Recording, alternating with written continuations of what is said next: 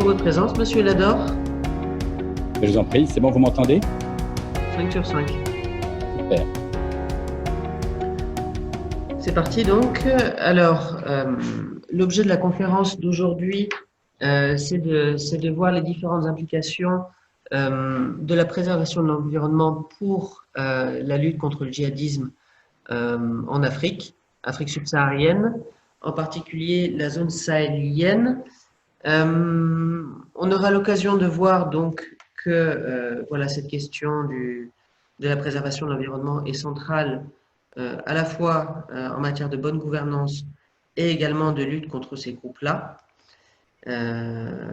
Monsieur Lador donc est représentant de l'ONG Earth Justice à Genève auprès de l'ONU. Voilà, Monsieur Fournel donc est le coordinateur d'Interpol en matière de lutte contre le trafic lié aux ressources naturelles et par ailleurs représentant d'Interpol auprès de l'ICWIC. Alors, ce que je vous propose, c'est éventuellement, Monsieur Fournel, pour commencer, que vous nous parliez de manière générale de la stratégie de lutte contre les activités illégales en Afrique et en particulier dans la zone sahélienne. Très bien, merci monsieur. Bonjour à tous.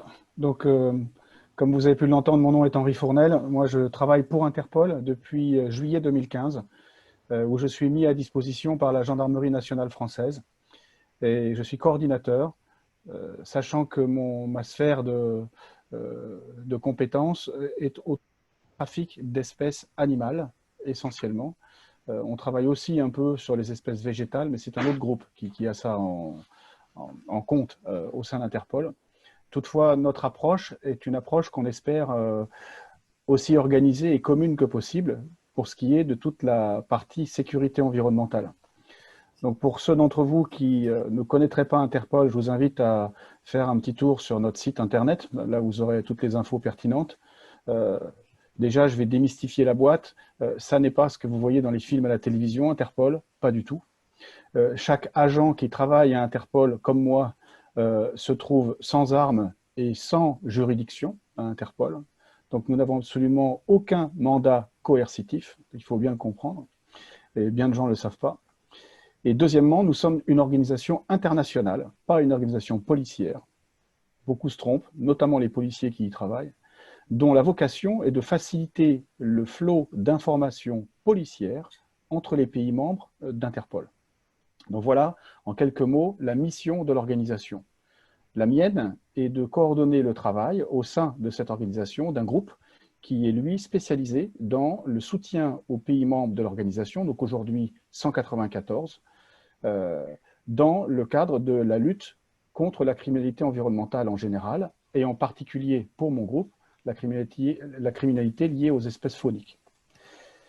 Alors moi j'ai commencé à travailler, je vais vous raconter une histoire, je pense que c'est la meilleure façon de capter un petit peu l'attention, en tout cas je l'espère. Si vous avez des questions, je ne sais pas si on les garde pour la fin ou si vous pouvez les poser pendant le temps de la discussion. En tout cas moi ça me convient, si vous avez des questions, il n'y a pas de problème à ce que je sois interrompu. Donc mon histoire est la suivante, quand je suis arrivé à Interpol il y a un peu plus de 5 ans et demi maintenant, il y avait un certain nombre de projets qui étaient tous, alors ça c'est une des particularités de cette organisation aussi, et spécifiquement de la partie sécurité environnementale, tout le travail que nous sommes capables de faire est rendu possible uniquement par des dons extérieurs. C'est-à-dire que l'activité que nous avons au sein de sécurité environnementale à Interpol n'est aucunement financée par les pays membres d'Interpol. En tout cas, pas au titre d'Interpol, mais financé par des... bon, ça peut être des gouvernements, ça peut être, par exemple, l'Union européenne qui finance un de nos programmes, ça peut être des pays, donc les États-Unis d'Amérique, la Chine, enfin bon, il y a plein de pays qui participent au travail d'Interpol, mais les gens qui travaillent au sein de mon groupe ne sont pas payés par l'organisation directement. Alors c'est intéressant parce que ça peut induire une possibilité qui a pu être un peu grande par le passé dans certains domaines, de dépendance vis-à-vis des sponsors. Or, le but de l'organisation, c'est l'indépendance totale et surtout la neutralité vis-à-vis de ces pays membres. Donc il a fallu qu'on fasse un travail spécifique d'écrémage en fonction des gens qui étaient intéressés pour financer nos activités. Donc ceci dit, maintenant je vais vous présenter comment on s'y prend pour essayer de rendre service aux pays membres par le biais, puisque c'est notre angle d'attaque, de la lutte contre la criminalité phonique et par extension la lutte contre les réseaux criminels organisés en général, dans lesquels on va pouvoir trouver des réseaux à vocation plus ou moins ou totalement terroristes. Mais moi, l'objet de mon propos ce soir, c'est d'abord de vous parler des réseaux organisés peu ou prou dans le domaine de la criminalité environnementale. Donc nous sommes partis d'un constat de ce qu'il y a beaucoup d'initiatives, peut-être même trop parfois, qui sont prises par des tas d'acteurs divers et variés, entre lesquels peu de coordination et de communication existent. Donc ça va de l'organisation non gouvernementale qui va s'intéresser à un sujet spécifique, à une fraction de terrain spécifique, par exemple la formation des rangers dans les parcs, hein, les gens vont se spécialiser dans ce domaine, à de très grosses entités telles que le consortium que vous avez brièvement évoqué tout à l'heure, le consortium IQWIC, ICCWC, qui lui regroupe 5 organisations internationales dont l'objectif est aussi d'aider les pays membres à mieux prendre en compte toutes les différentes facettes de la lutte contre la criminalité environnementale, sachant qu'évidemment mon angle, moi, c'est l'angle répressif, mais ça n'est qu'un angle parmi tous ceux qui doivent être considérés pour permettre aux populations en général de vivre un peu mieux dans un pays un peu plus sûr. Donc nous sommes partis du constat de ce qu'il y avait beaucoup d'initiatives, qu'il était difficile de les rassembler. Alors ce qu'on a tenté de faire, c'est de créer un certain nombre d'outils. On a évité les comités supplémentaires, à part un comité spécifique qui s'appelle le WCWG. C'est un acronyme en anglais qui veut dire Groupe de travail sur la criminalité faunique et forestière, Wildlife Crime Working Group, qui a été mis en place par Interpol il y a déjà belle lurette. Il y a je dirais qu'il y a plus de 20 ans que ce groupe est en fonction, peut-être même une trentaine d'années. Il a évolué au cours du temps et s'est raccroché à une partie d'Interpol qui est reliée directement au secrétariat général. Donc ce groupe de discussion a pour intérêt de permettre l'inclusion de membres d'organisations qui ne sont pas nécessairement des organisations policières. Donc dans ce groupe de travail qui se réunit annuellement, bon, cette année c'est un peu compromis à cause de la Covid-19, mais l'année dernière par exemple, pour vous donner simplement cet exemple-là, nous nous sommes réunis à Singapour au sein de notre complexe pour innovation, et là on a reçu et des policiers et des collègues de différentes organisations, qu'elles soient gouvernementales ou non, afin de travailler ensemble sur la thématique criminalité environnementale et comment on peut s'allier entre nous pour bénéficier au mieux de l'expertise de l'autre et avoir un impact, un effet positif et transformateur par rapport aux différentes unités qui sont liées dans les pays et dans le domaine de la criminalité environnementale. Pour être plus clair, donc nous, notre angle spécifique, c'est rassembler autant qu'on peut les différentes énergies qui sont éparses un peu partout. Ça, c'est important pour nous. Deuxièmement, structurer autant que possible au niveau de chaque pays membre qui le souhaite, évidemment, puisqu'on n'a absolument aucune possibilité d'imposer quoi que ce soit au pays. On propose une structure qu'on a appelée en anglais, puisque la langue de travail d'Interpol, c'est l'anglais, bien qu'on ait 4 langues officielles. On a appelé ça en anglais un NEST, ça veut dire National Environmental Security Task Force. Donc l'idée, c'est de créer un groupe au sein des pays qui pourra être institutionnalisé ou pas. Donc il pourra se réunir comme un groupe de travail régulièrement ou qui va se cristalliser en un office central. Pour vous donner seulement un exemple, je peux vous citer l'Office central français qui a cette fonction, qui répond aux 12 acronymes de OCLAESP. C'est l'Office central de lutte contre les atteintes à l'environnement et à la santé publique, qui lui-même appartient à la gendarmerie nationale et dont je suis moi-même issu. Donc je sors de cet office pour rentrer à Interpol et m'occuper de sécurité environnementale. Donc au sein de ces différents offices, et c'est un des produits que nous proposons au pays, il va y avoir différents acteurs, pas que répressifs, mais différents acteurs qui sont utiles au niveau national pour mieux lutter contre la criminalité environnementale. Par exemple, si vous prenez l'angle policier purement répressif, on va faire travailler ensemble des policiers et des gendarmes pour les pays où vous avez à la fois une police et une gendarmerie, ce qui n'est pas toujours simple. On va y ajouter des douaniers, ce qui complique encore un petit peu plus la mixture.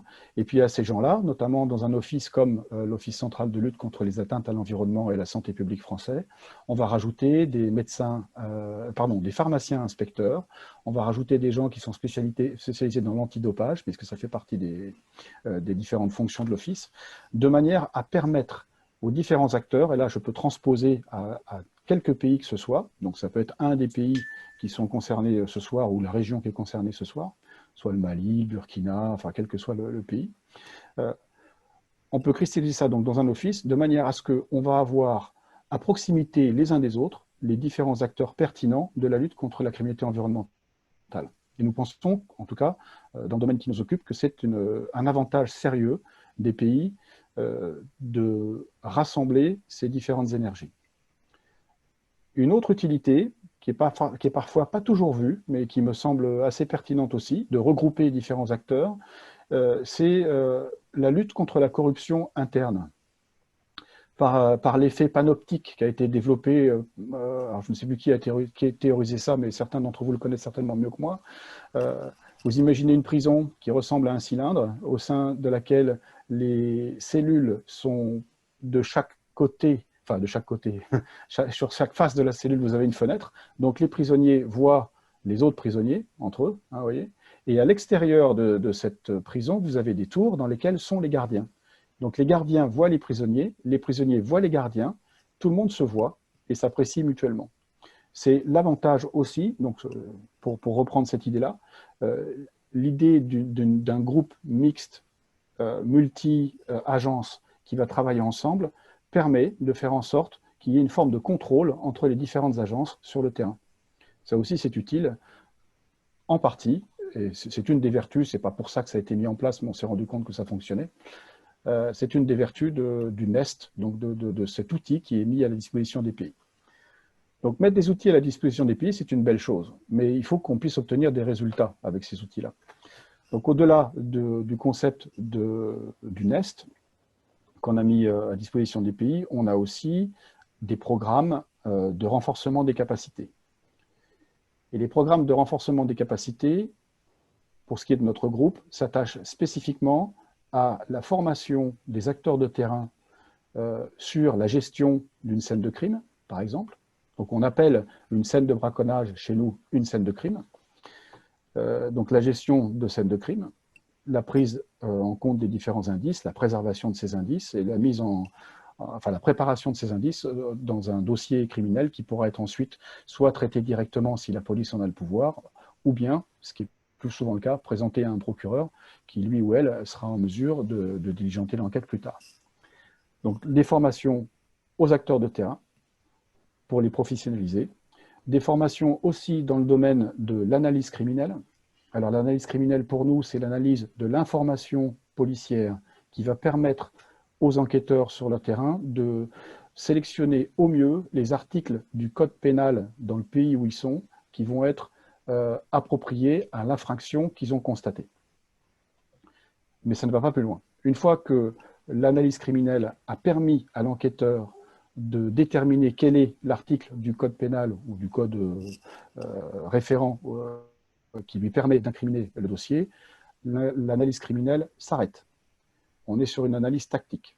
Ensuite, on a une autre forme d'analyse qu'on appelle un peu plus stratégique, qui, elle, va récupérer les informations des dossiers tactiques et les mettre en musique pour, donc sur un domaine un peu plus large, tenter d'apporter cette vue d'aigle au phénomène criminel par région ou par thématique, et afin de pouvoir mettre en place un certain nombre de rapports qui vont être des rapports donc, qui sont destinés uniquement aux forces répressives des pays, qui ne sont pas partagés en dehors, mais ces différents rapports ont une vocation d'information, par exemple dans le domaine des routes criminelles, les changements, les modus operandi des différents groupes criminels, les nouvelles tendances, les nouvelles menaces. Donc tout ça, c'est mis en place en fonction des informations qu'on a reçues à l'origine sur les enquêtes. Donc des formations à la gestion de scènes de crime, des formations à l'analyse criminelle, des formations aussi aux techniques d'audition. Donc, on est vraiment dans le policier, apprendre ou parfaire le travail des enquêteurs sur le terrain de manière à ce qu'ils obtiennent des informations sans coercition de la part des auteurs présumés. Donc ça, c'est important comme concept pour nous, et on s'inspire beaucoup de théories canadiennes là-dessus. Les techniques d'audition canadiennes sont très très bonnes dans le domaine, mais elles présument de ce que les enquêteurs connaissent parfaitement leur dossier, et un peu aussi la psychologie humaine. Donc là, on a beaucoup de travail à faire sur le terrain, avec les enquêteurs en général, de manière à les former à ces techniques d'audition, donc ou de témoins, ou de victimes, ou d'auteurs présumés. Donc ça, c'est un autre domaine. On offre aussi des formations dans le domaine de l'analyse financière à vue d'enquête financière. Alors ça, c'est beaucoup plus long, c'est beaucoup plus coûteux, et ça nécessite une logistique plus grande, mais on le fait dans certains cas avec les pays. Et toute autre forme de formation qui vont pouvoir permettre aux gens d'être plus efficaces. Ça va jusque, par exemple, les livraisons surveillées. Donc, ceux qui sont familiers avec ce domaine savent que mettre en place une livraison surveillée, c'est-à-dire permettre à une infraction de perdurer dans le temps, enfin de durer dans le temps, alors qu'en fait, l'objectif des forces répressives, c'est de faire cesser l'infraction, de rassembler les indices, d'identifier les auteurs. Là, pour le coup, on ne va pas faire cesser l'infraction, on va la laisser continuer. Par exemple, bien sûr, ça implique qu'on a mis avant, pendant et après un dispositif en place qui va permettre de suivre ce chargement. Donc, par exemple, on peut parler, pour vous donner un exemple concret, réel, mais je ne vous donnerai pas de date, un chargement qui vient d'Angola, qui passe par voie aérienne, qui transite par l'aéroport de Roissy-Charles de Gaulle en France, qui ensuite est destiné à passer par l'aéroport de Schiphol aux Pays-Bas et terminé après à Hanoï au Vietnam. Et après, on ne sait pas où ça va, après Hanoï.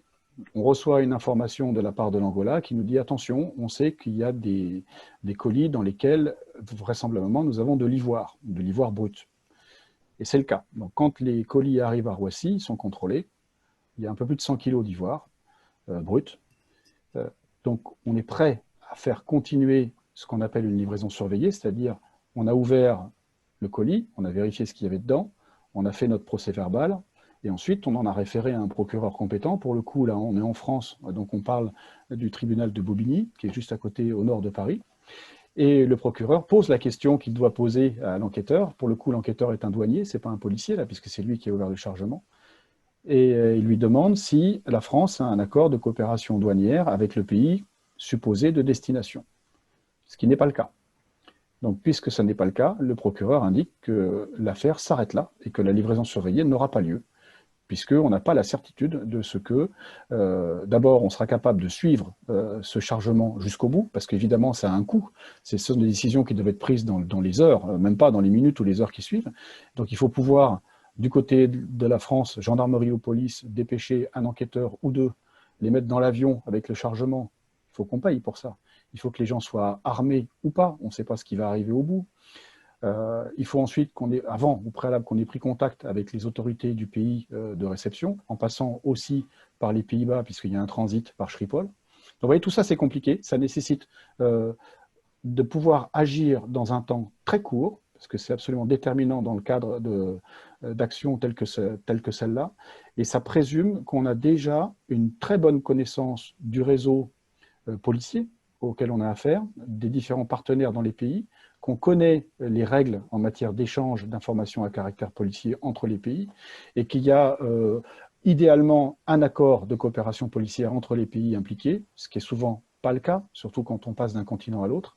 Et donc là, on doit passer dans un accord beaucoup plus compliqué, qui est celui du Mutual Legal Assistance Treaty, donc les fameux MLAT en anglais, je ne sais pas comment ça se dit en français, qui eux sont beaucoup plus longs et font que ce type d'activité policière est absolument impossible au travers de ces accords-là. Petite digression pour vous dire, voilà, c'est un des produits sur lesquels on travaille aussi et qu'on propose au pays. Donc, des enquêtes, du soutien aux enquêtes sur le terrain, des formations, des opérations aussi, donc sur le terrain, qui vont regrouper soit peu de pays, 2, 3, 4, 5 pays, à leur demande. On va faire un soutien logistique, bien, beaucoup plus. Et pour ceux d'entre vous que ça intéresse et qui suivent ce type d'actualité, vous savez certainement que l'an passé, Interpol, avec l'Organisation mondiale des douanes, dans le cadre du consortium IQWIC, ICCWC. Donc pour ceux qui ne le savent pas, ICCWC, c'est créé en 2010 et ça regroupe, donc sans ordre de préséance quel qu'il soit, ça regroupe l'Organisation mondiale des douanes, le Bureau des Nations Unies sur la drogue et le crime, UNODC, la Convention de Washington, donc c'est la Convention sur le trafic licite d'espèces protégées et en danger, donc CITES, et Interpol, bien sûr, et pour terminer, j'ai dit tout le monde, j'ai dit les 5, hein, donc, et la Banque mondiale, pardon. Donc vous avez la Banque mondiale, Interpol, l'OMD, l'UNODC et CITES. Donc ils se sont réunis en 2010, et dans le cadre de la coopération au sein de ce consortium, Interpol avec l'OMD pour le coup, parce que là on est en partenariat renforcé, a mis en place depuis l'an passé, à la suite d'une série d'opérations qui étaient dans le thème tonnerre, Thunder en anglais. Donc l'opération en 2019 qui s'appelait Thunderball, je vous invite à aller faire un tour sur le site ou bien de la CITES ou bien d'Interpol pour voir de quoi il s'agit exactement, pour ceux qui ne connaissent pas. Thunderball, juste pour vous donner une idée, ça a regroupé l'an passé 109 pays. Donc on avait 109 pays qui travaillaient ensemble pendant un mois à lutter contre la criminalité organisée d'une façon aussi concertée que possible. Évidemment, les 109 pays ne travaillaient pas tous à l'unisson, mais on avait des groupes de pays qui travaillaient ensemble et on a eu des résultats assez intéressants.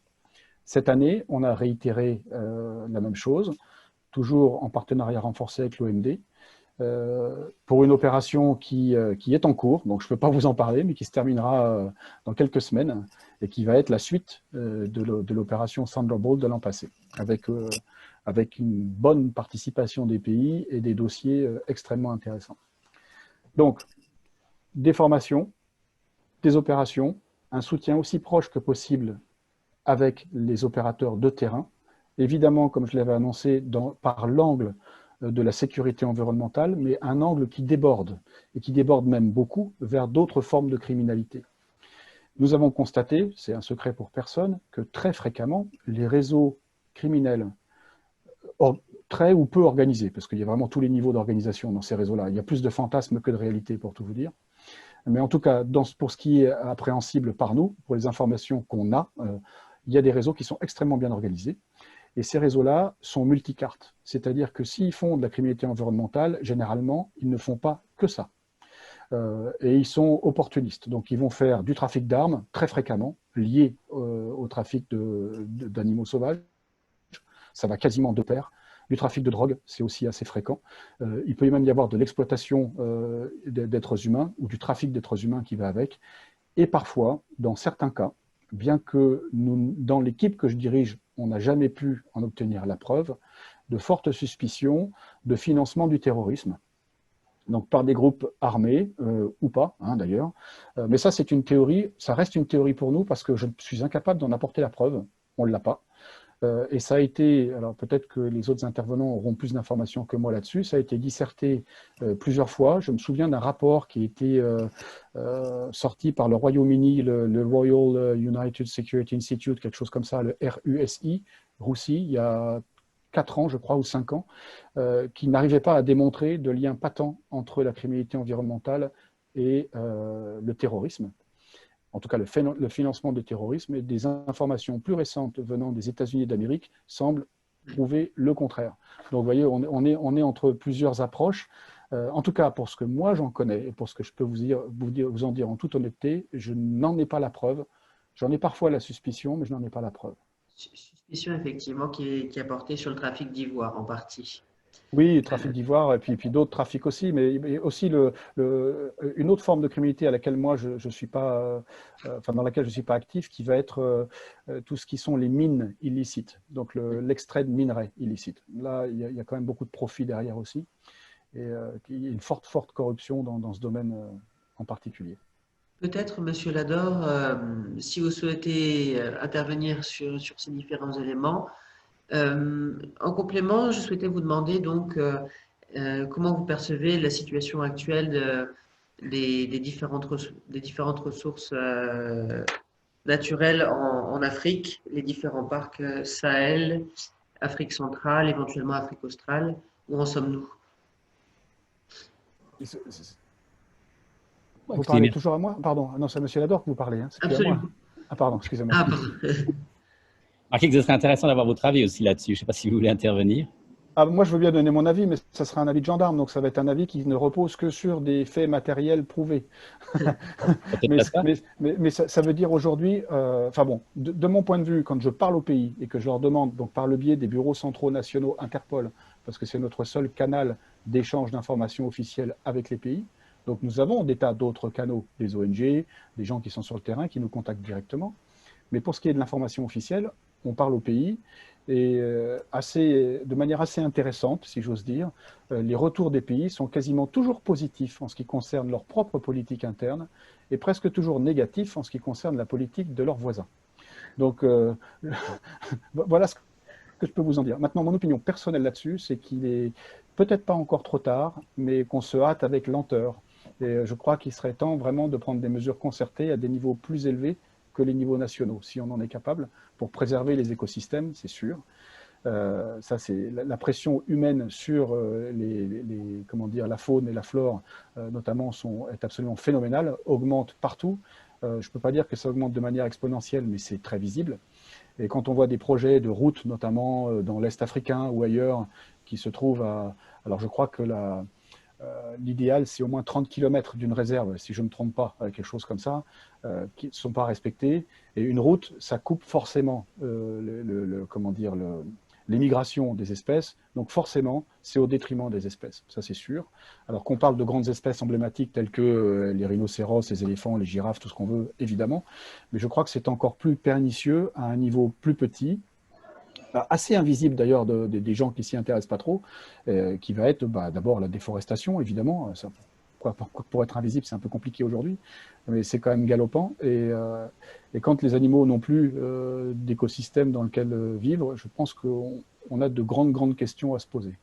Voilà, ça, c'est mon point de vue personnel. Maintenant, pour le reste, le point de vue officiel des pays est toujours mitigé, souvent, à mon avis, assez peu étayé.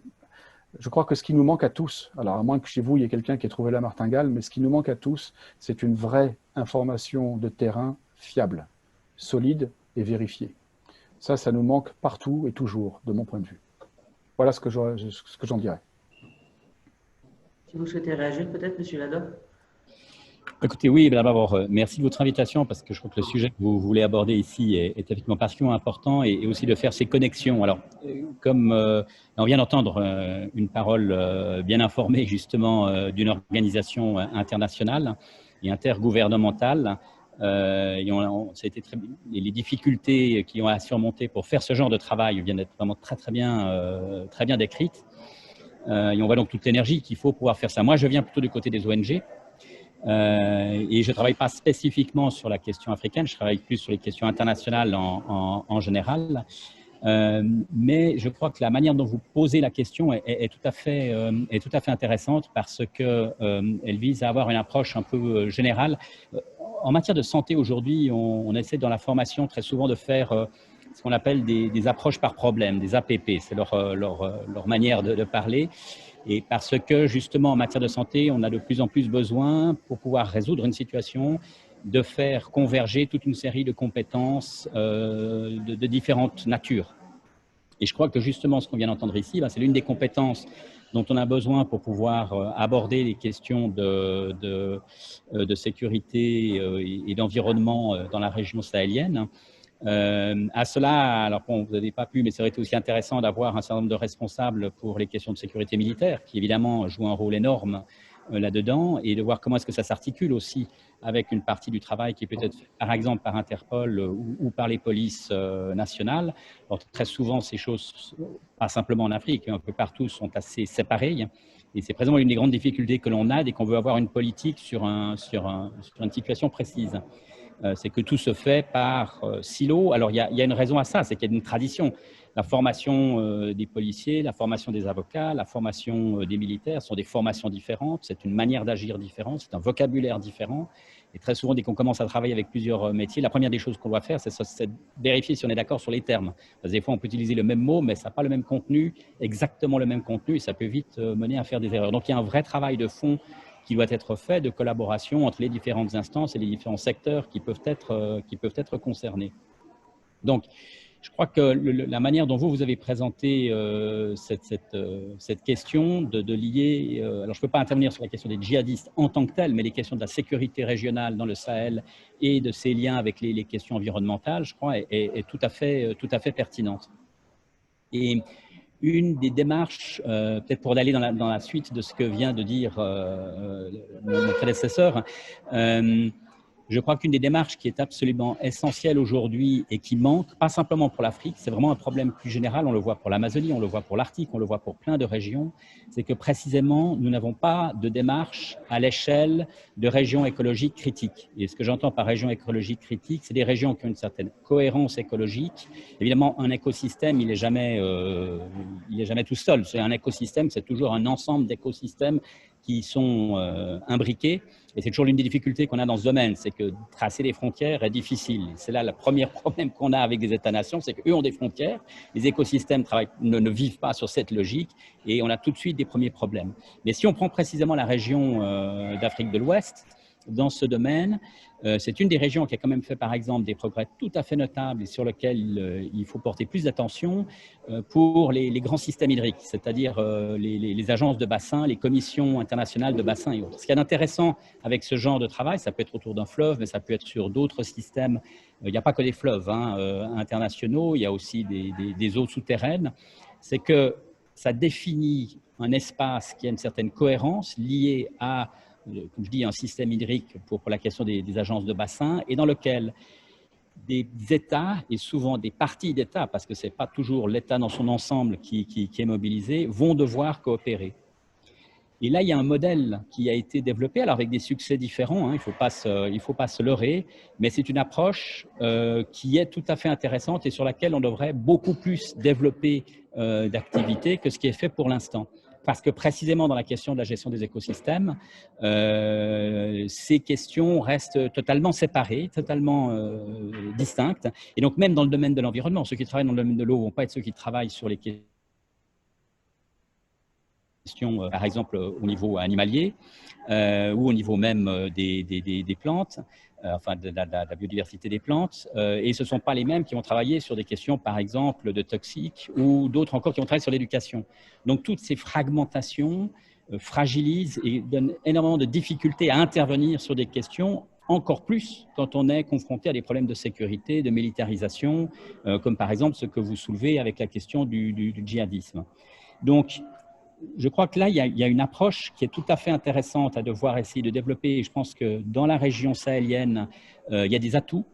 Avec, par exemple, ces premiers pas qui ont été faits avec les agences de bassin, je pense qu'il y a des démarches dont on devrait véritablement s'inspirer parce que ce serait un des moyens de pouvoir mettre ensemble des compétences très diverses et de ne pas avoir une approche qui est toujours uniquement centrée sur un certain type de problème.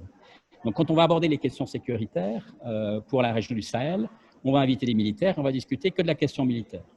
Puis ensuite, on va parler du problème des différents types de trafic et on va inviter Interpol.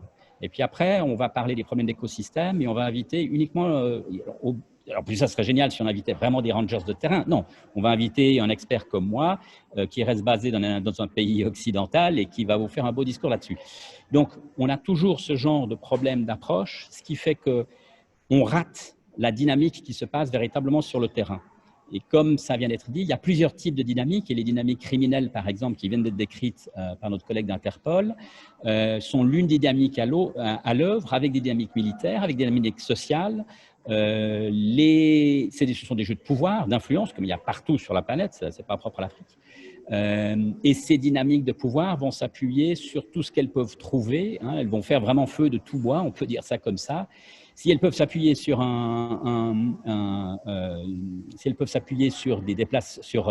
sur des trafics, par exemple d'animaux, mais d'autres types de trafics, elles vont les utiliser. Si elles peuvent s'appuyer sur un autre élément qu'on oublie très souvent, c'est la question d'immigration, c'est-à-dire que certaines personnes sont obligées à cause, par exemple, du changement climatique ou de la déforestation ou de la dégradation des sols ou de la sécheresse tout simplement pour les populations pastorales, ce sont des gens qui sont immédiatement beaucoup plus vulnérables. Donc évidemment, ça fait tout de suite une population sur laquelle on peut travailler, sur laquelle on peut jouer. Et probablement que son déplacement va par lui-même engendrer un certain nombre d'autres conflits avec d'autres populations qu'elles vont rencontrer. Et ça donne de nouveau un terreau qui permet à un certain nombre de pouvoirs non étatiques, voire anti-étatiques, de pouvoir se développer. Donc toutes les approches qui sont uniquement focalisées sur un certain type de silo sont malheureusement vouées à terme ne pas pouvoir produire tous les effets qu'elles affichent, parce que précisément elles sont déconnectées de ce qui se passe sur le terrain.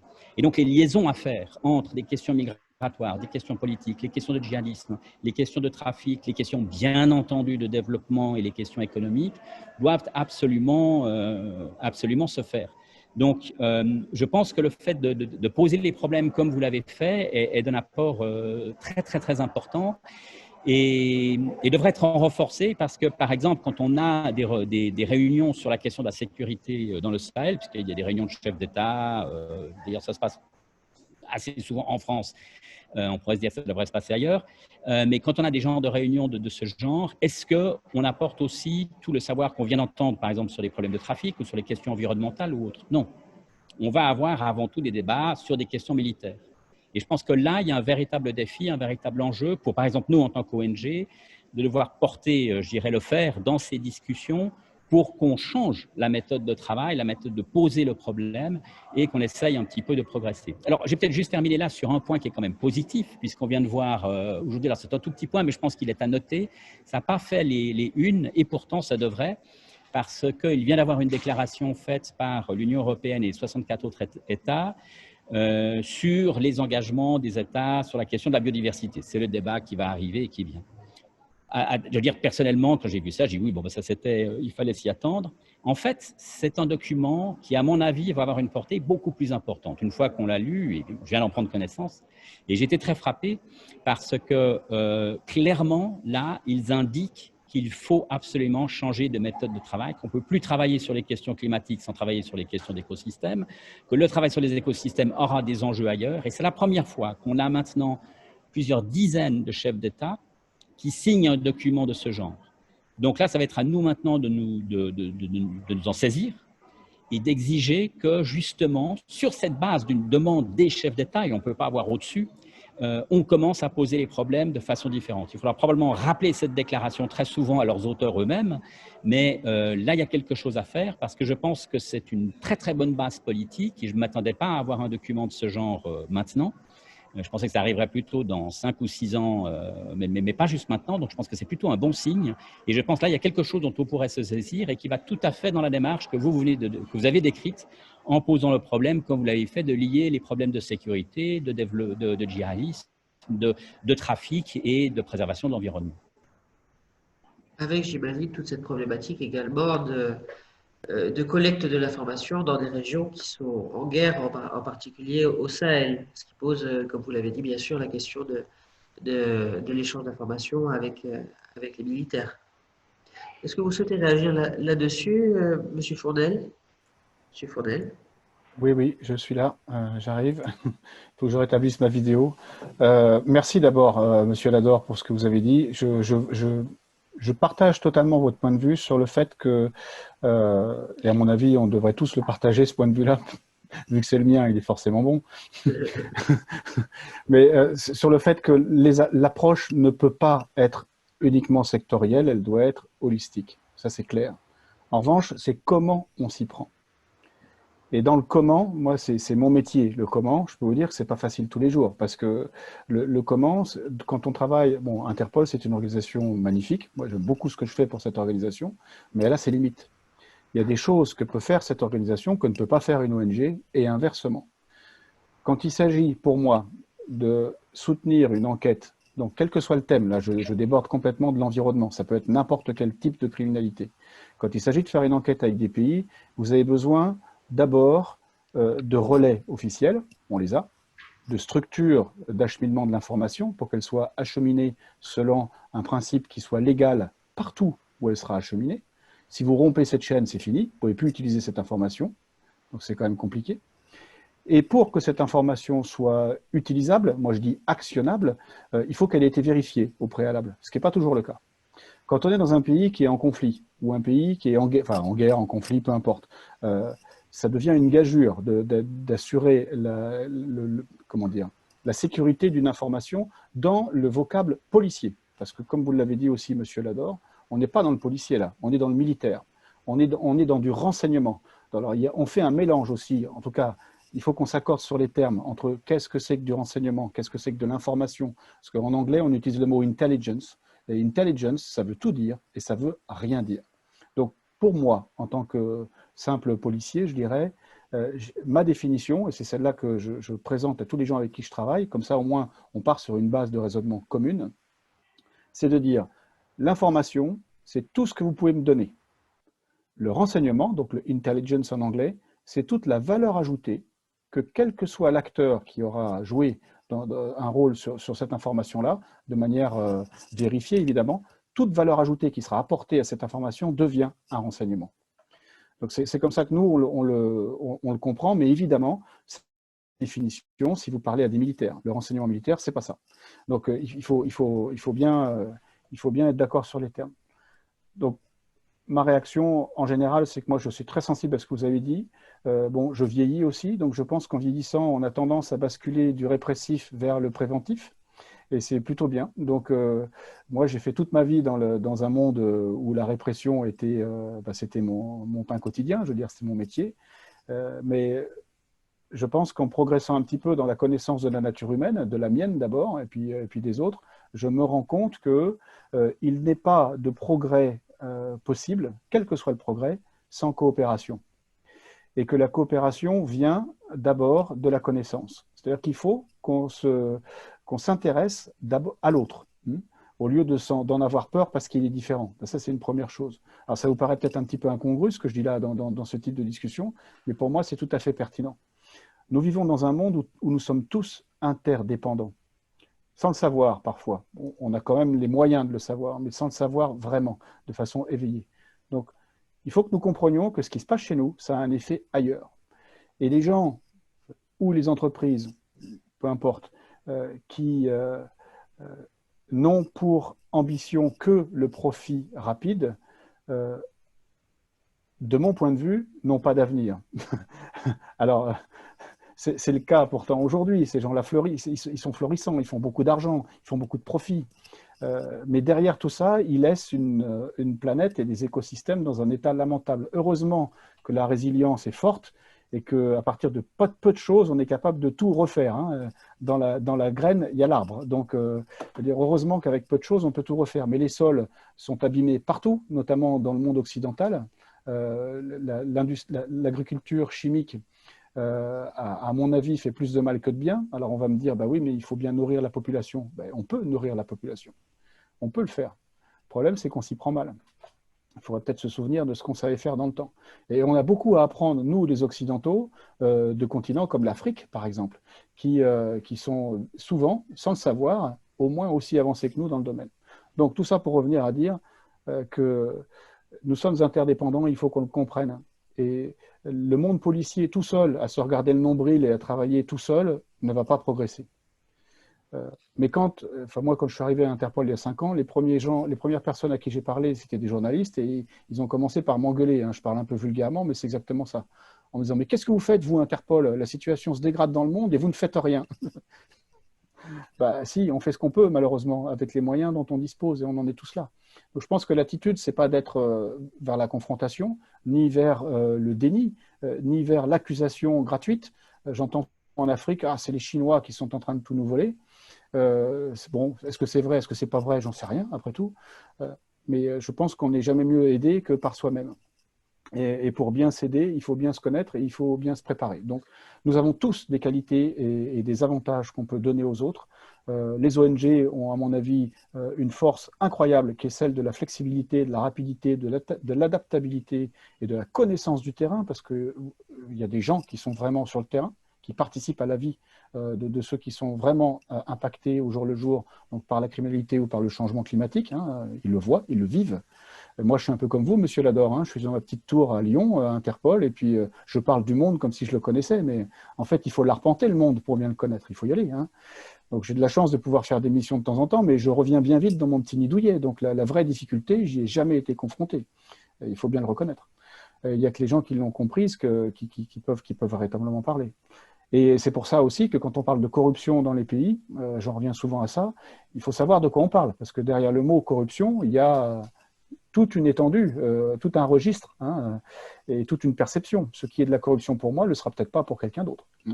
C'est peut-être plus admis socialement dans certains pays que dans d'autres. Donc, bon, tout ça, grosse digression de ma part aussi pour dire que il me semble que les approches qui sont inclusives sont toujours plus payantes que celles qui sont exclusives. Ça, c'est clair. Pour autant, on n'est pas capable de tout faire en même temps. Donc, c'est bien aussi, quand on a décidé d'une approche commune, et c'est le temps de la discussion qui est long généralement, mais quand on a réussi à passer ce temps et qu'on est tombé d'accord sur un objectif commun, il faut le mettre en œuvre. Et là, pour le coup, je pense que c'est utile qu'on revienne dans des clusters et que chacun travaille à son rythme, avec ses outils et ses connaissances, et fasse profiter les autres de ses avancées en même temps qu'il avance lui-même. Voilà comment je vois les choses et avec les différents pays avec lesquels nous travaillons. Si je reviens à parler d'Interpol, parce que c'est plus mon expérience personnelle que je viens de vous décrire, je ne vois pas d'autre chemin que celui de l'inclusion, mais dans un temps qui est toujours trop long par rapport à l'enquête. On est tous frustrés par rapport aux résultats qu'on obtient parce que il faut des années pour démanteler un réseau criminel. Ça ne se fait pas en quelques jours ou en quelques semaines. Et si on met beaucoup de moyens, on va aller vite, mais on va rater la moitié de l'essentiel. Et on aura cru traiter un problème alors qu'en fait, on a juste enlevé une verrue sur un lieu et puis la verrue elle va s'installer juste à côté, elle va recommencer après. Donc l'important, c'est vraiment de faire en sorte que les consciences, à mon avis, s'élèvent un peu et qu'on soit capable de tous de percevoir le monde d'une manière qui va être compatible avec les avancées dans le domaine de la préservation de l'environnement. Tant qu'on est étranger à ça à soi-même, tant qu'on ne le comprend pas, c'est impossible d'avancer dans ce domaine-là, de mon point de vue. Oui. Voilà. Avec inévitablement une meilleure inclusion des populations les principales intéressées par la préservation de l'environnement au niveau des espaces naturels en Afrique. Monsieur Lador, est-ce que vous voulez réagir là-dessus? Et puis après, je pense qu'on peut ouvrir les questions. Oui, écoutez, je vais être très bref. Je rejoins évidemment tout à fait ce qui vient d'être dit. Peut-être un point justement sur lequel il y a une convergence, c'est ça que j'ai évoqué, une sorte de grande base politique qui semble tout à coup émerger. Et je crois que c'est important de la prendre en considération parce qu'elle peut beaucoup nous aider dans les travaux que nous faisons, parce qu'elle peut offrir un cadre dont on a besoin. Mais par contre, je vous rejoins entièrement sur le fait de se focaliser sur des éléments assez précis et pragmatiques. Et je crois qu'il y a un élément qui est très important, qui est précisément cette question des acteurs sur le terrain. Et parmi les acteurs sur le terrain, toutes les personnes qui sont engagées dans des activités simplement déjà de préservation et de défense de l'environnement. Or, ce que l'on voit aujourd'hui, malheureusement, la tendance générale, c'est qu'il y a une augmentation des harcèlements et des violations des droits fondamentaux des personnes qui agissent dans le domaine de l'environnement. Et ça, c'est sur tous les continents. D'ailleurs, malheureusement, aussi sur le continent européen. Donc là, il y a quelque chose de très inquiétant parce que, comme le disait un des rapporteurs spéciaux des Nations Unies, comment est-ce qu'on peut prétendre pouvoir préserver l'environnement si on emprisonne et harcèle ceux qui justement le font? Et parmi ces gens-là, et là ça, on rejoint un petit peu une partie du public avec lesquels vous travaillez, M. Fournel, c'est notamment les rangers, les gens qui travaillent directement avec certaines autorités. Alors on les voit souvent comme étant des agents étatiques, ce qui est partiellement vrai, mais vous avez toute une série de rangers, par exemple, qui sont dits communautaires. Et donc, vous avez une large partie de personnes qui sont directement dans les activités les plus exposées à des actes, par exemple, de violence, et qui n'ont absolument pas la protection dont elles ont besoin. Absolument pas. Ni elles, ni leur famille. Donc, là, il y a quelque chose de très important à faire sur le terrain, entre les communautés internationales et ce qui peut se faire sur le terrain, pour que les personnes qui sont directement affectées puissent être protégées. Sinon, cette information, elle ne remontera pas parce que précisément les gens qui l'ont ne sont pas en mesure de pouvoir nous la partager. Donc là, il y a un véritable enjeu aujourd'hui qui est extrêmement important. Et quand on parle des populations, c'est pas juste ça va au-delà simplement de la question de la participation qui est évidemment fondamentale, ça va sans dire. Mais il y a déjà aussi simplement le fait que les personnes puissent s'informer, puissent agir, puissent dire ce qu'elles veulent faire, puissent mener un certain nombre d'actions sans être directement menacé. Et ça, malheureusement, la tendance actuelle que l'on voit à l'œuvre est plutôt inquiétante. Et pas uniquement pour l'Afrique, hein. En Afrique, mais comme sur l'ensemble des continents. Donc là, c'est un point que je voulais souligner parce qu'il est absolument crucial en matière de protection de l'environnement. Merci beaucoup. Alors, qui aurait des questions à nos intervenants? Qui souhaiterait réagir? Alors, pour réagir, donc, il vous faut lever la main depuis Zoom. À vous. Didier, peut-être? Je reprends juste mon souffle. Je ne sais pas si tout le monde m'entend. Oui. Absolument. OK. Bonsoir à tous. Désolé, j'ai pris 2 ou 3 minutes de retard. Donc, j'ai peut-être pas entendu à la fois le nom et la fonction spécifique de Monsieur HF, Monsieur Interpol. Mais je voulais d'abord remercier nos 2 intervenants parce que c'est avec un très grand plaisir que j'ai écouté tout ce qu'ils ont à la fois analysé, présenté et surtout argumenté du point de vue des enjeux qu'il peut y avoir sur cette problématique en fait de la dimension sécuritaire des problèmes liés à l'environnement en Afrique. Donc, je reprends un peu le début. Moi, c'est Didier Bibada. J'appartiens à Africa 21 France. Et quand j'ai vu le titre de cette conférence, j'étais très emballé parce que ça fait un moment que l'idée de ce qu'on appelle l'expansion de la théorisation de la sécurité, pas seulement en Afrique, mais dans le monde entier, devrait désormais prendre essentiellement en compte la problématique écologique. De ce point de vue-là, moi, il y a un certain nombre de choses que je trouve très intéressantes. Je ne vais pas revenir là-dessus. Mais j'étais très étonné, par exemple, et c'est quelque chose que j'apprends, quand Monsieur HF, excusez-moi l'expression, a parlé de la suspicion de financement du terrorisme par la criminalité écologique. Et honnêtement, moi, je m'attendais à ce que ce soit quelque chose de plus, disons, de plus massif. Mais si j'ai bien compris votre intervention, c'est qu'il y a peu de preuves par rapport à cette thématique-là. Donc, est-ce que ça rejoint l'idée que vous avez développée juste avant, qu'il y a plus de fantasmes que de réalité sur cette dimension-là? Et ça, c'est ma première question. Et l'autre élément, c'est j'ai senti à un moment donné, à travers les notions que vous avez employées, l'interdépendance, en notant, par exemple, l'effet papillon des activités qui se passent sur la planète. Je pense que si vous ne l'avez pas prononcé, mais j'ai senti quand même une dimension très humaniste dans votre argumentation à un moment donné. Et j'en étais aussi très étonné par rapport à un agent d'Interpol. Je ne vous attendais pas nécessairement à ce niveau-là. Je ne parle pas de niveau, mais plutôt d'approche en matière de sécurité internationale. Donc, je voulais savoir, est-ce que c'est plutôt une idée très personnelle que vous développez par rapport à vos activités, ou c'est plutôt quelque chose que vous avez constaté, une dimension nouvelle, beaucoup plus politique qui s'observe dans vos activités et avec vos collègues à l'échelle internationale? Je ne sais pas si j'ai bien exprimé les 2 questions, mais c'est un peu ça. Voilà, merci. Merci, monsieur utilisateur. Ben, moi, HF, ça veut dire Henri Fournel ou alors haute fidélité, comme vous voulez. Entre les deux. Henri, pardon? Henri Fournel. Mon nom de famille, c'est Fournel. Et je suis coordinateur à Interpol. Merci beaucoup. Si vous cherchez Henri Fournel Interpol sur YouTube, vous allez me trouver. Ça marche, merci. Alors, bien que je n'aime pas faire de la publicité, mais bon, c'est comme ça. Alors, première question, si je me souviens bien. est-ce que c'est du fantasme, le financement du terrorisme par le biais de la criminalité environnementale ou pas? Oui. Je vais vous faire une réponse de gendarme. C'est-à-dire que, en fait, je ne peux, comment dire, je ne peux me prononcer que sur ce que je vois. D'accord. Ce qui ne veut pas dire que ce que je ne vois pas n'existe pas. Donc, ce que je vois, au travers des informations qui me sont données par les pays, c'est peu ou pas de lien entre la criminalité environnementale et le financement du terrorisme.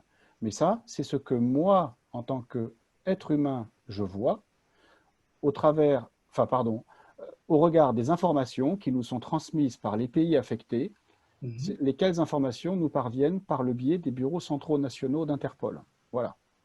Donc, avec ce que je vois, je ne peux pas dire, je ne peux pas, qu'il y a du financement du terrorisme en utilisant spécifiquement et volontairement la criminalité phonique. Ce que je peux dire, c'est qu'il y a des opportunités qui sont parfois utilisées par des réseaux criminels. Oui.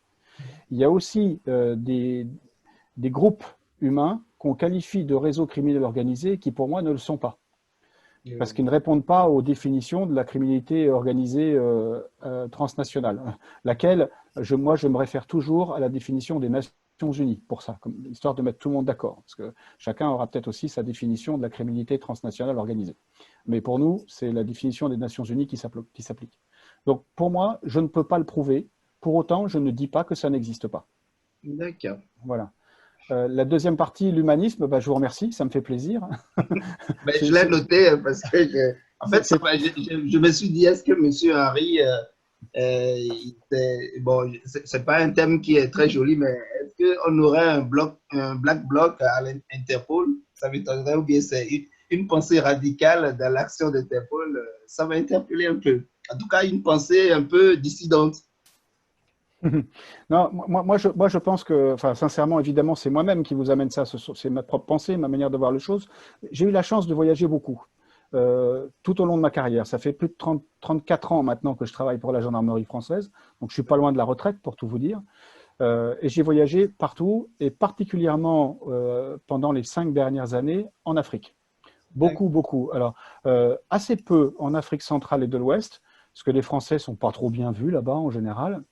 Mais c'est pas pour ça que j'ai pas voyagé là-bas, mais ça c'était une petite boutade, mais parce qu'en fait l'essentiel de nos activités, en tout cas dans les premières années du projet dans lequel je travaillais, nous amenait à travailler avec l'Afrique de l'Est et l'Afrique australe. Donc on a beaucoup travaillé au Kenya, en Tanzanie, en Ouganda, au Zimbabwe, au Malawi, en Afrique du Sud. Avec le Mozambique, on a eu quelques difficultés, mais on a travaillé avec eux aussi. J'ai tenté beaucoup, mais en tant que Français, c'était difficile de travailler avec Madagascar, parce qu'il y a à mon avis beaucoup de choses à faire là-bas à Madagascar.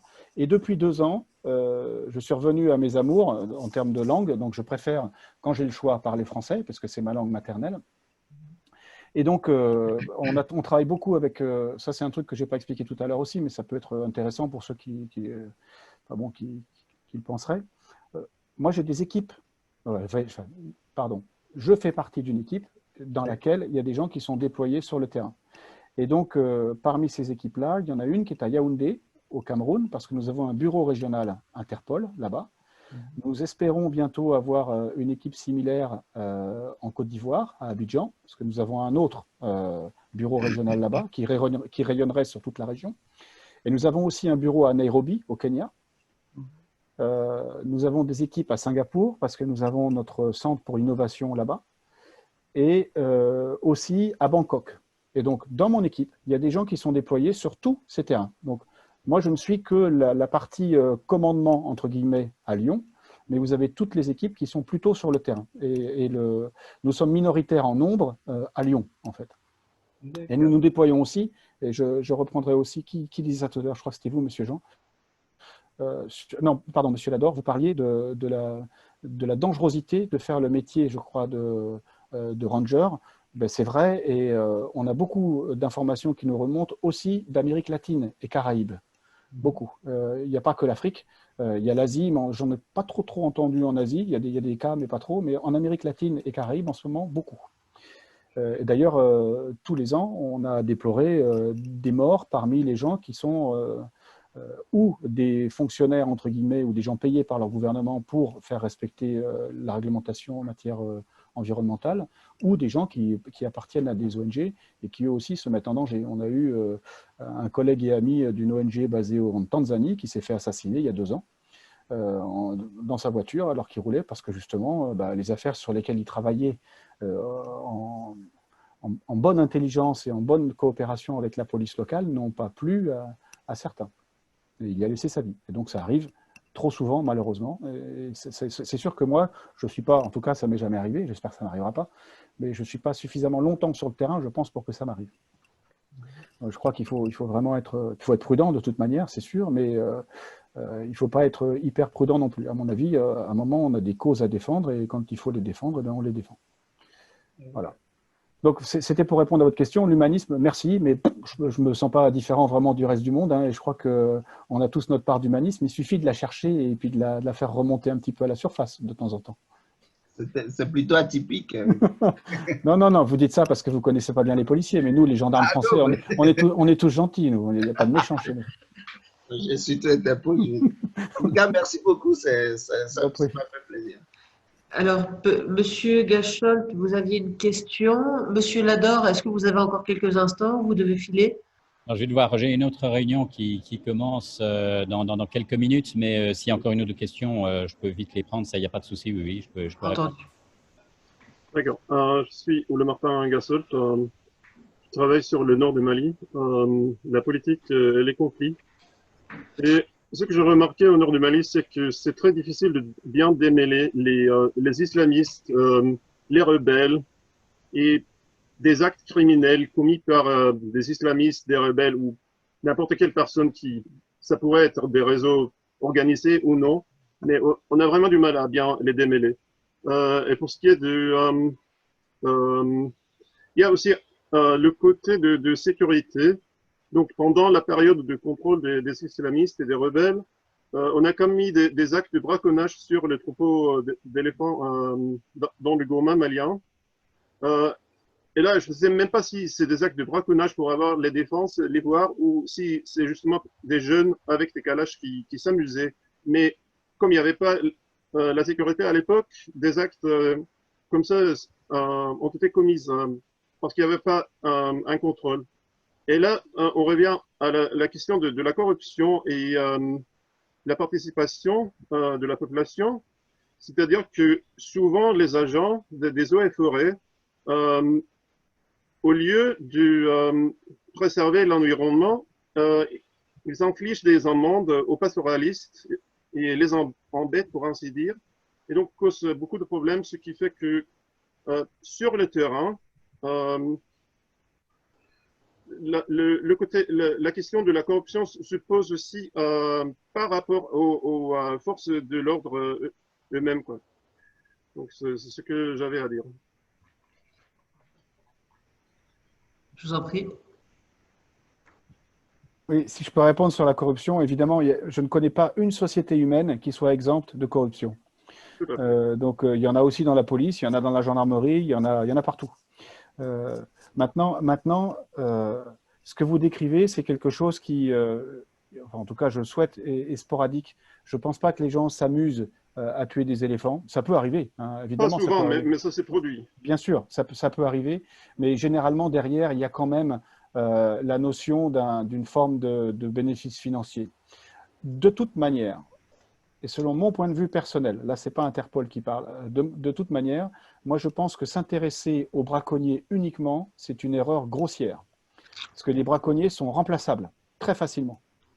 Alors que les gens qui sont les donneurs d'ordre dans les réseaux criminels sont beaucoup plus difficiles à atteindre et sont aussi eux-mêmes plus difficiles à remplacer. C'est pour ça que nous, dans le cadre de nos projets, nous essayons, je dis bien nous essayons, parce que le seul travail qu'on fait, il est basé sur l'information qu'on reçoit des pays. Et notre travail est d'autant plus sophistiqué ou rentable pour le pays que l'information que nous avons reçue est exploitable et utile. Donc, on essaye, nous, de taper, si on peut dire, à un autre niveau du réseau criminel. En fait, pour nous, il y a deux échelons dans les réseaux criminels qui sont utiles. Et à mon avis, c'est valable pour tous les réseaux criminels. Parce qu'on classe les gens en 3 ou 5 échelons, suivant les définitions des réseaux criminels. Pour nous, il y en a 2 qui sont intéressants. Le premier, c'est tous ceux, toutes celles qui sont capables de transporter ou faire transporter des marchandises illicites. Donc, les transporteurs, ceux qui les cachent, ceux qui les recèlent, ces gens-là sont intéressants pour nous, beaucoup plus que les braconniers. Et le deuxième niveau, donc quand je dis qu'ils transportent et qu'ils facilitent le passage frontalier, avec toute la corruption qui peut aller autour aussi. Donc la corruption des douaniers, des policiers, tout ce que vous voulez. Et les deuxièmes qui sont encore plus importants mais plus difficiles à trouver, ce sont tous ceux qui ont la confiance des donneurs d'ordre et qui organisent, entretiennent les flux financiers illicites. Voilà les 2 types de rôles dans les réseaux criminels qui, pour nous, sont les plus intéressants, enfin, sont ceux sur lesquels il faut porter le plus notre intérêt, parce que si on enlève ces gens-là de l'équation, alors le réseau criminel, d'un seul coup, devient très faible. Parce que si on ne peut plus transporter le matériel, si on ne peut plus le cacher, et si on ne peut plus transporter d'argent, enfin, si on ne peut plus faciliter les flux financiers illicites, le réseau ne va pas s'écrouler, mais il va dormir, il va s'arrêter pendant quelque temps.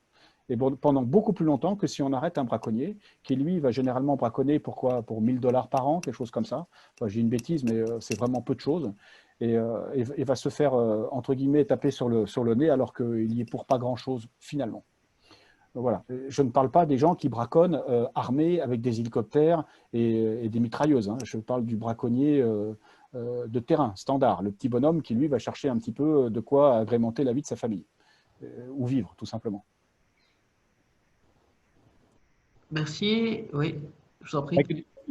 Ce sera pour moi malheureusement un peu le mot de conclusion de mon côté, parce que là je vais vraiment devoir vous quitter, mais effectivement, je crois que c'est ce qui est intéressant dans ce qui vient d'être dit, c'est de bien avoir qu'il y a une dimension, je dirais, sur la question des institutions, le fait d'avoir une approche qui soit un peu globale et qui touche aux institutions et pas uniquement, je dirais, rester à la scène de crime, si j'ose dire. Excusez-moi formel pour la faiblesse de mon vocabulaire policier, mais je crois que ça c'est extrêmement important parce qu'on a vu qu'effectivement au cours de toutes ces années, ce que l'on paye maintenant, c'est le fait que pendant les dernières décennies, on a laissé les institutions se dégrader. On a laissé les institutions étatiques ne pas être véritablement développées comme elles en avaient véritablement besoin. N'oublions pas toute la période des ajustements structurels. On en paye la facture maintenant. Et quand je dis on, c'est-à-dire les personnes en Afrique, sur le terrain, sont les premières à devoir payer une facture qui est extrêmement lourde et extrêmement grave. Maintenant, je crois que pour finir quand même sur 2 notes qui sont positives, parce que c'est les choses sur lesquelles on peut compter. La première des choses, c'est ce que vous aviez dit sur les questions d'information. Une des choses que j'ai toujours beaucoup appréciées en collaborant par exemple avec soit des rangers, soit avec justement des gens comme vous, M. Fournel, qui travaillent dans le domaine de la police environnementale, c'est cette rigueur sur la question de l'information, et on l'a bien vu, vous en avez fait une brillante démonstration durant cette discussion, c'est fondamental. Et très souvent, alors que pour nous aussi c'est fondamental, mais comme on n'est pas soumis exactement aux mêmes exigences professionnelles que vous, on va des fois un peu plus vite, on va des fois trop vite sur un certain nombre de sujets. Et de se retrouver, de devoir discuter avec des gens, par exemple, comme vous, sur des questions de terrain et autres, c'est vraiment très, très, très important. Et justement, ça nous aide aussi à qualifier les choses parce que des informations comme celles qui viennent d'être dites par le précédent, la personne qui a posé la question tout à l'heure, M. Gasholt, j'espère que je ne massacre pas votre nom, excusez-moi, elle est extrêmement importante parce que oui, c'est vrai, quand les situations se sont dégradées et qu'on les a laissées se dégrader, tout le monde doit essayer de se débrouiller d'une manière ou d'une autre. Et du coup, et c'est je pense un des gros problèmes que l'on a maintenant, c'est qu'on ne sait plus très bien où sont les gentils et les méchants. Tout le monde en fait partie un peu des 2 catégories en même temps. Et si on continue de vouloir se raconter des histoires de gendarmes et de voleurs et de gentils et de méchants, on ne va jamais pouvoir avoir prise sur la situation telle qu'elle se développe sur le terrain. D'où l'importance de multiplier un certain nombre de compétences pour y arriver. Et je terminerai là-dessus, le collaborer par exemple avec comme des personnes comme l'ont fait, comme par exemple avec M. Fournel, eh bien, j'ai eu l'occasion de travailler avec d'autres de vos collègues, M. Fournel, qui sont aussi des gendarmes et qui sont spécialisés dans le domaine de l'environnement. Et donc, je peux vraiment témoigner que non, vous n'êtes pas une exception dans le domaine de l'humanisme. C'est effectivement porté par un grand nombre, et je pourrais même dire qu'un certain nombre de militaires aussi avec lesquels sur le terrain, je pense notamment au Tchad, j'ai eu l'occasion de collaborer, étaient absolument extraordinaires dans leur dévouement sur le terrain et comment est-ce qu'ils ont aidé des organisations locales africaines à précisément pouvoir faire transmettre des informations. C'était dangereux pour les personnes sur le terrain et finalement, c'était les militaires français qui le faisaient à leur propre risque. Parce qu'ils pensaient qu'effectivement, eh bien, c'était extrêmement important par rapport à leur mission, enfin leur compréhension personnelle de leur mission. Donc, ce genre d'échange, ce genre de rapport que l'on peut avoir, je crois que ça peut apporter énormément dans une lutte qui, effectivement, et comme vous l'avez rappelé, est extrêmement dangereuse, extrêmement dure sur le terrain. Voilà, je vous laisse sur ces quelques mots. Donc, l'humanisme, oui, ça existe et c'est une force avec laquelle on peut et on doit compter. Je vous souhaite vraiment bonne chance bonne continuation pour la discussion et bonne chance pour les activités d'Africa 21. En tout cas, merci pour cette discussion. Elle était vraiment très, très intéressante. Passionnant. Voilà, merci encore. Mille merci. Je propose de prendre encore une dernière question et de conclure. Personne? Je voulais juste, enfin, c'était dommage, j'ai été dérangée par un téléphone, justement, sur une autre forme de problèmes qui sont tout ce qui est trait au télécom. Et ce qui vient d'être dit est particulièrement intéressant.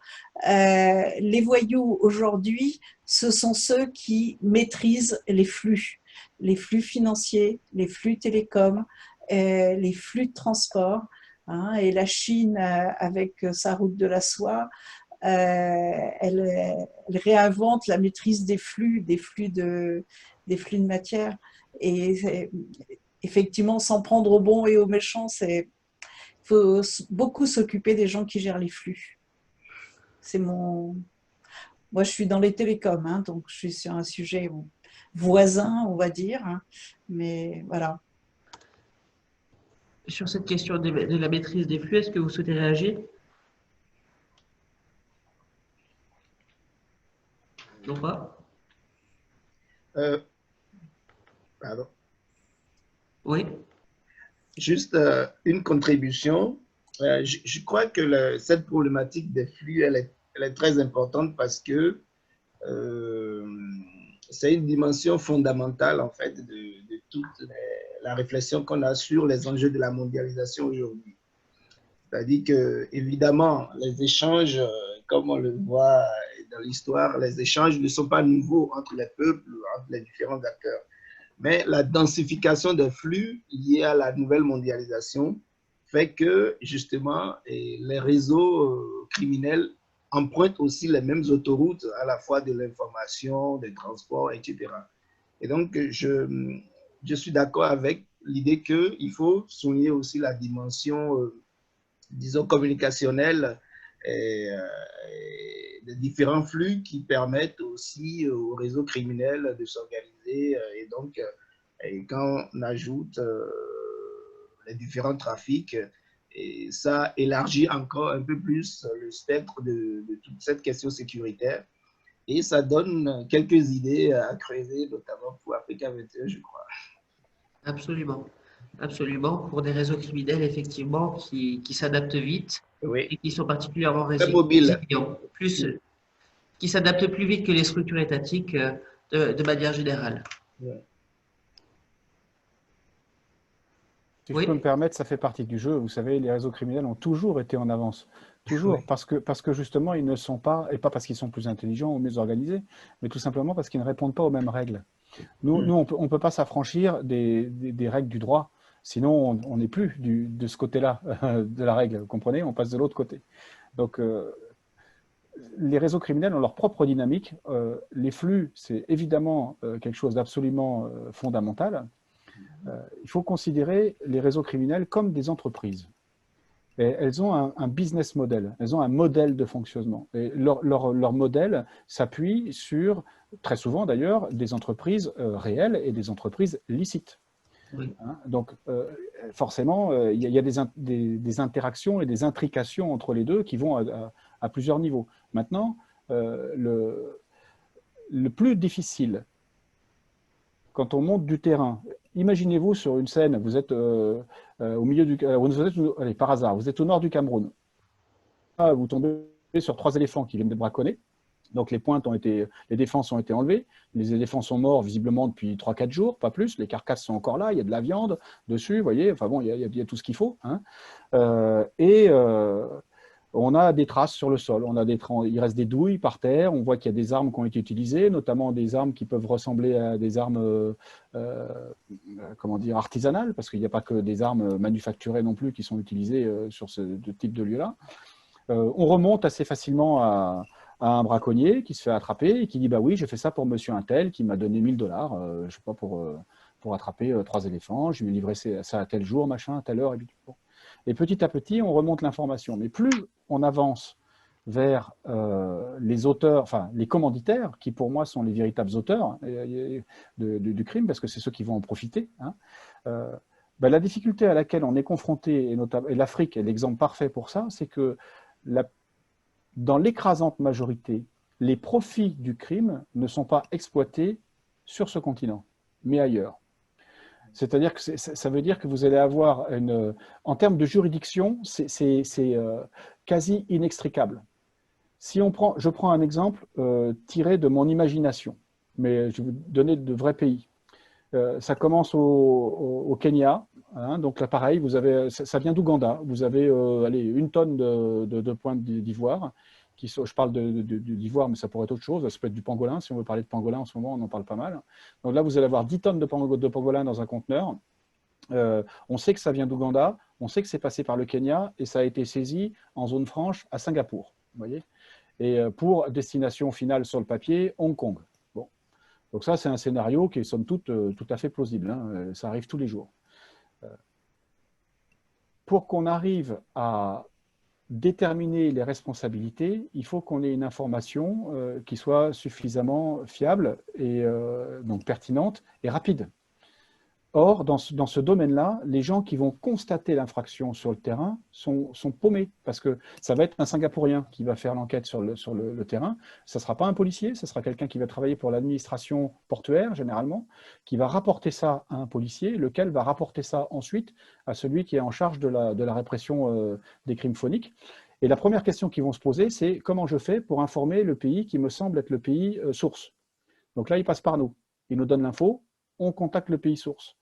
Et puis, Singapour va me dire, bah oui, mais on aimerait bien avoir plus d'infos. Est-ce que vous avez des manifestes de chargement? Est-ce que vous avez des informations sur les entreprises qui ont été utilisées, ce genre de choses-là? Et ça nous prend beaucoup de temps si l'information n'est pas partagée efficacement. Le plus gros de notre travail, je pense, c'est d'oublier le fantasme dans lequel on vit, de se dire on est dans un monde hyper connecté où tout va super vite et où si on n'est pas méga rapide, bah, rien ne se passe. Ça, c'est faux. Il faut se reculer de tout ça. Il faut prendre une bonne respiration et revenir aux fondamentaux. Les criminels sont des humains. Ils ont des besoins humains et des envies, des aspirations humaines. Donc, ils vont avoir tous les travers et les avantages de notre condition humaine. Donc, ils vont s'appuyer sur des outils très rapides, très sophistiqués peut-être, mais leurs motivations seront toujours les mêmes. Et leurs manières de fonctionner seront très souvent les mêmes aussi. Donc, c'est à ça qu'il faut s'intéresser plus qu'à l'outil. Aujourd'hui, j'entends beaucoup parler, par exemple, en anglais, je ne sais pas comment dire ça en français, ils appellent ça Cyber-Enabled Wildlife Crime. Donc, c'est tout ce qui va être la criminalité phonique perpétrée au moyen de ou avec le soutien de l'Internet, entre guillemets. Hein, les posts sur Facebook, ces choses-là. Pour moi, c'est juste du vent. Et je vais vous dire pourquoi. Alors, ce n'est pas vrai, hein, il y a une réalité derrière tout ça. Mais si je ramène ça, si je compare ça à mon activité, c'est absolument négligeable. Parce que je vais m'embêter pendant des heures, des jours, en dehors de ma juridiction, à patrouiller le web pour regarder les vilains qui postent des annonces avec des singes, des éléphants, n'importe quoi, sur Facebook, quoi qu'on en trouve. Il y en a beaucoup de fausses aussi d'ailleurs sur ces annonces-là, mais bon, peu importe. Alors que moi, je vais être confronté sur le terrain à des chargements de 10 tonnes de pangolins qui partent d'un port. 10 tonnes, hein. Ça c'est du vrai. Ils sont là, les trucs. Donc c'est à ça qu'il faut s'intéresser, plus à mon avis qu'au reste. En tout cas, voilà. Bon, tout ça, c'était une longue digression pour dire que pour qu'une chaîne soit solide, il faut renforcer le plus faible de ses maillons. Et le plus faible des maillons de la chaîne, c'est l'information. C'est d'ailleurs pour ça que c'est tant difficile de l'obtenir. Parce que les pays ne le souhaitent pas la plupart du temps, l'échanger, cette information-là. Entre eux, parfois, avec Interpol, moins souvent. Quel est l'intérêt pour eux s'ils peuvent résoudre l'affaire à leur niveau, même si ça n'est traité qu'à un niveau local, alors qu'il y aurait certainement matière à en faire une affaire internationale. si c'est réglé chez eux. Si la perte est inconnue ou négligeable au niveau national, il faut juste qu'on arrive en disant au pays, attendez, vous êtes un pays touristique, regardez le Kenya, votre tourisme s'effondre parce que vous n'avez plus d'espèces sauvages qui transhument entre la Tanzanie, le Kenya et puis le Sud-Soudan, par exemple. Vous n'allez plus avoir ces mouvements d'animaux parce que vous n'aurez plus d'animaux, tout simplement. Et vous avez perdu, en fait, plusieurs millions de dollars par an en ressources touristiques. Bah là, vous commencez à intéresser le policier. Mais avant, pas trop. Si vous lui dites que c'est parce que les éléphants disparaissent, parce qu'il n'y a plus de rhinos, bah, le policier, c'est pas vraiment son problème, quoi, pour tout vous dire. Voyez, même le policier environnemental, parce que le policier environnemental du Kenya, c'est un policier. Or, il y a un service spécifique au Kenya, qui est le Kenyan Wildlife Service, qui, lui, regroupe des gens qui sont plus des gardes fauniques, donc des rangers, que des policiers. Déjà, à ce niveau-là, vous avez un problème de communication. Ils n'échangent pas d'infos entre eux. Et je parle du Kenya, mais c'est pareil en France. Hein. Le gendarme, le policier et le douanier, ils ne se parlent pas la plupart du temps. Voyez, alors, les gens me font des yeux comme ça en me disant c'est pas possible. Ben, si, c'est possible, c'est la vérité. C'est-à-dire, tous les jours, on le voit, les gens ont beaucoup de mal à partager des infos entre eux pour des tas de raisons. C'est ça qu'il faut dépasser. Je pense que c'est assez compliqué. C'est pas en donnant des leçons aux gens qu'on va les motiver de toute manière. Donc c'est plutôt en montrant par l'exemple et en arrivant avec des outils qui vont être vraiment utiles et qui vont permettre de rendre les personnels idoines sur le terrain plus efficaces. Je dois arriver avec une solution et pas avec un problème. Si j'arrive chez les gens avec un problème en les comment dire, pas en les victimisant, mais en les culpabilisant de leur inaction ou du reste, je suis quasiment sûr que je ne m'en ferai pas des amis. Et je ne vais pas réussir à travailler avec eux. Et le pire des criminels, il fonctionne aussi comme ça.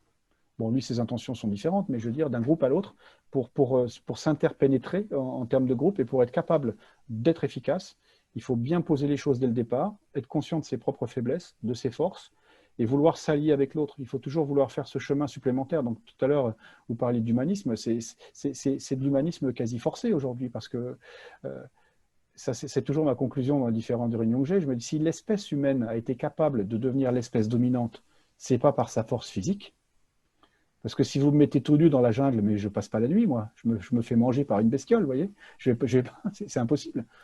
Nous n'avons réussi à devenir l'espèce dominante que par la coopération. Et c'est comme ça qu'on va peut-être le rester.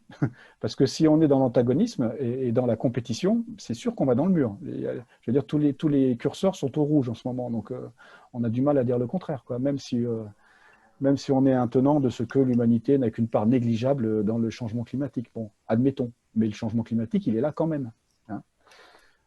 Voilà. Bon, j'en ai terminé de mon long exposé personnel. Une dernière question et puis fin. Oui, je vous en prie. Si je parlais des eaux et forêts au Mali tout à l'heure, c'est pas pour dire qui est le plus corrompu, mais c'est justement pour souligner ce dont vous avez parlé tout à l'heure à propos de la dynamique panoptique.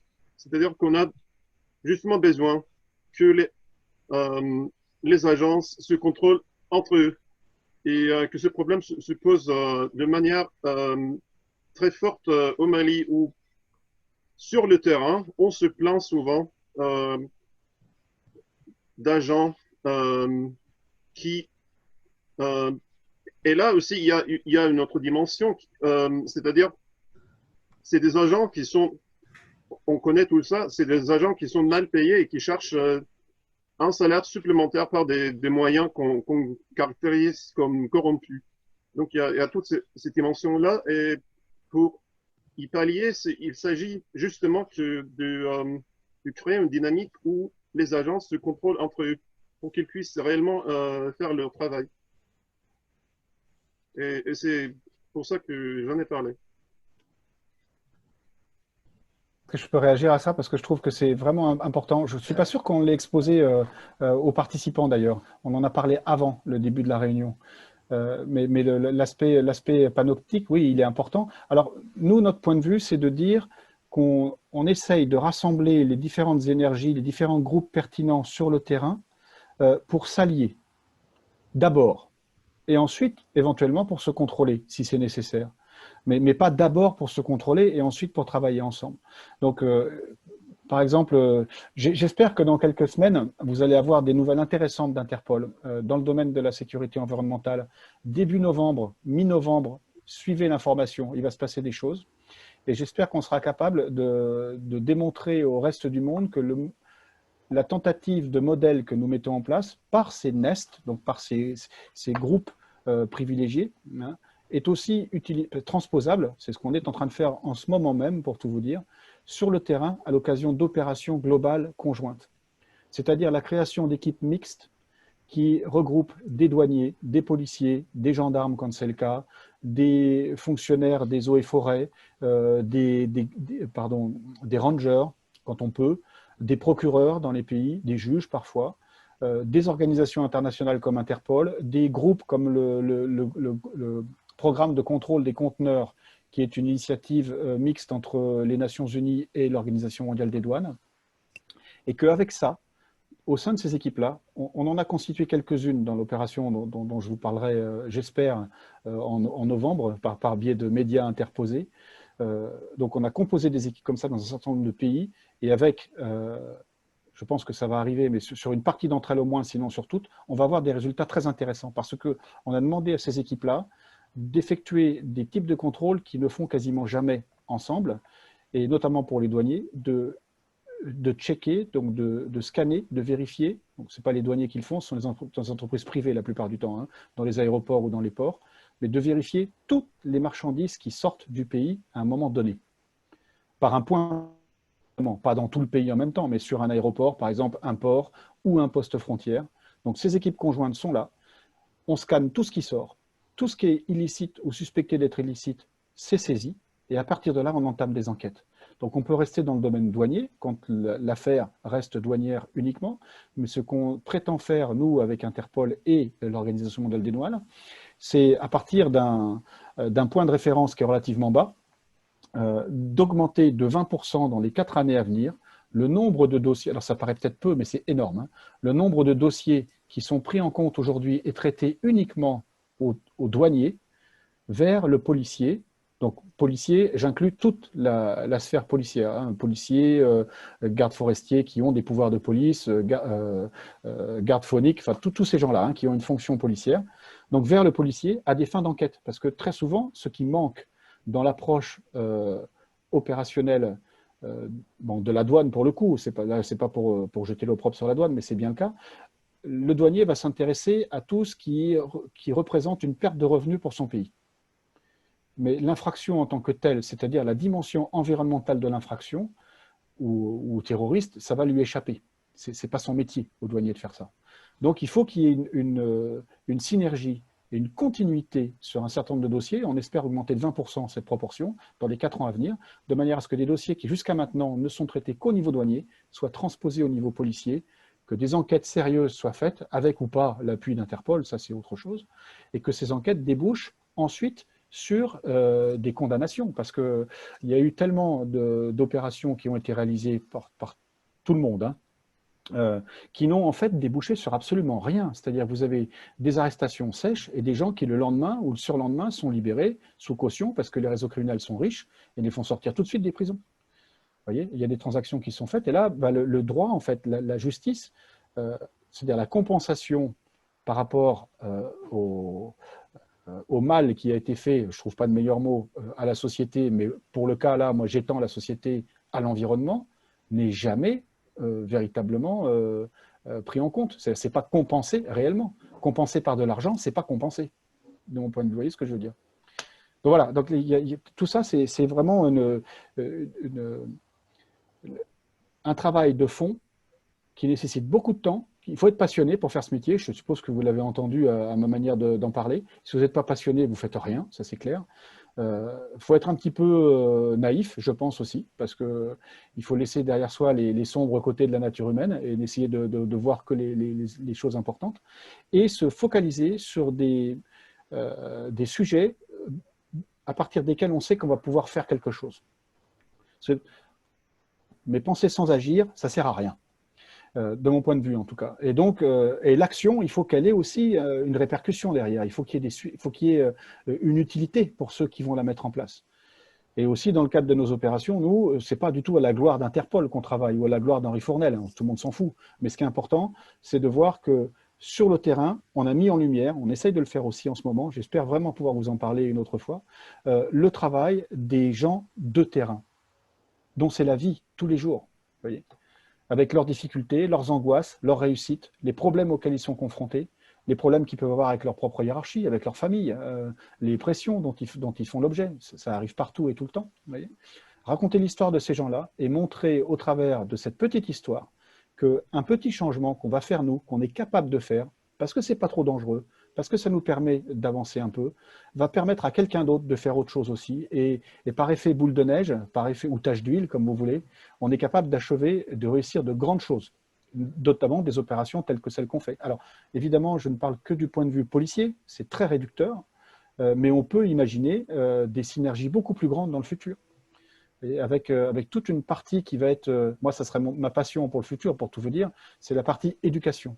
C'est monter des programmes éducatifs pour les douaniers, pour les policiers, pour les praticiens de terrain, que ces gens-là, dès le début de leur éducation policière ou douanière, aient une appréhension suffisamment grande de ce que c'est que la coopération internationale, de la nécessité de partager de l'information, du cadre dans lequel cette information doit et peut être partagée, et des différents rôles qu'on va pouvoir jouer suivant qu'on ait une ONG, qu'on ait une organisation comme Interpol, ou qu'on ait une organisation policière nationale dans un pays. Et on n'a pas du tout les mêmes référentiels, mais c'est avec la conjonction de tout ça qu'on va véritablement pouvoir faire quelque chose. Et pas en restant chacun de son côté, à se regarder le nombril et à dire qu'on est les meilleurs et que les autres travaillent mal. Ça ne marche pas. Merci beaucoup. Merci mille fois. C'était véritablement passionnant. Je propose donc d'en terminer là.